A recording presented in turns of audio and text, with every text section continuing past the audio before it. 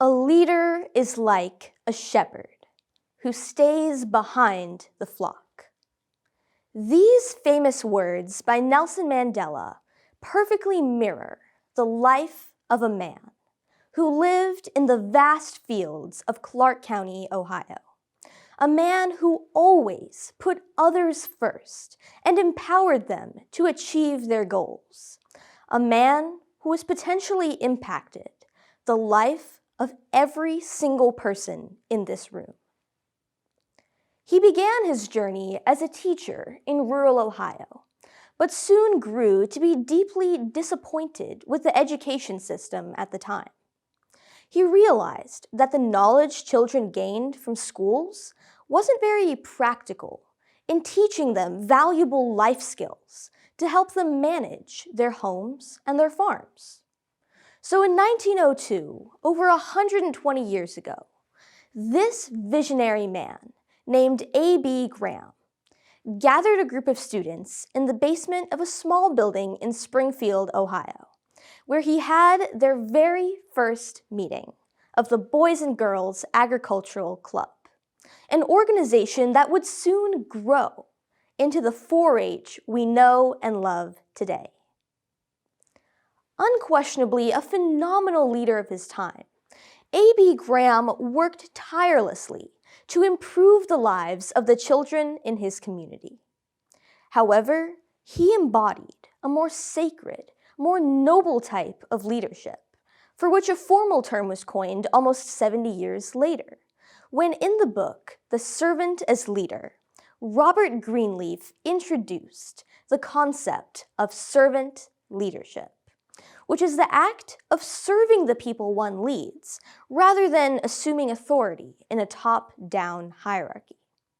In other words, great leaders are servants who lead, rather than leaders who serve. A.B. Graham was the epitome of this notion, a servant who was deeply troubled by problems around him and took tangible actions to empower others. By prioritizing the needs of the people of his community, he made it his mission to make a difference through the most ethical and effective form of leadership. However, even today, many imagine leaders as people with egoistical titles, leaders who believe in the dangerous idea that the end justifies the means. Leaders who give orders and make decisions to rule with an iron fist. Leaders who would do absolutely anything in their power to achieve their motives, even at the expense of the very people who helped them get that position. Servant leadership, on the other hand, strives to identify and meet the needs of others and emphasizes the act of service, ensuring everyone feels heard and respected, while furthering the progress of meaningful change. Throughout history, we have seen countless examples of leaders who have made sacrifices to serve their community, their country, and their world. Why not take Harriet Tubman's example, a fearless woman who escaped slavery herself, but then went back 18 more times to free over 300 others, facing countless death threats, but persisting in spite of them.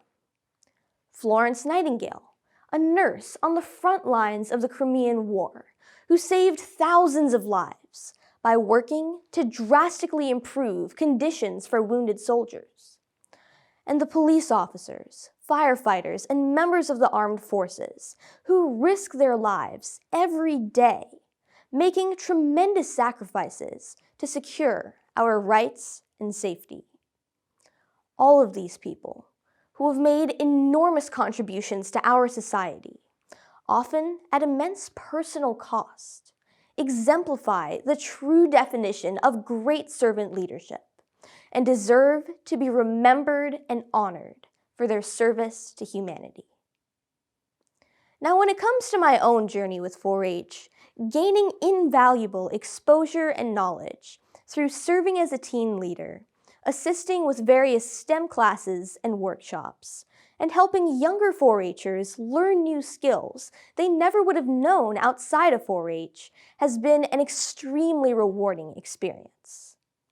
One particularly cherished memory of mine was when about 2 years ago, through 4-H, I got the opportunity to serve as an educator for Bright 2021, a bold, interdisciplinary program to spark girls' love for science and technology.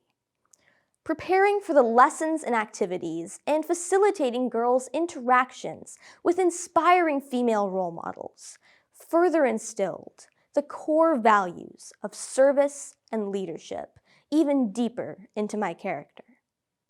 And had it not been for numerous such 4-H experiences, I never would have learned the gratification of immersing myself in the act of service, or become a more effective leader in the process. Because service isn't just an integral part of our 4-H philosophy and our pledge. It's also about shaping character and rebuilding humanity to raise a new generation of servant leaders for a better and brighter future of our world.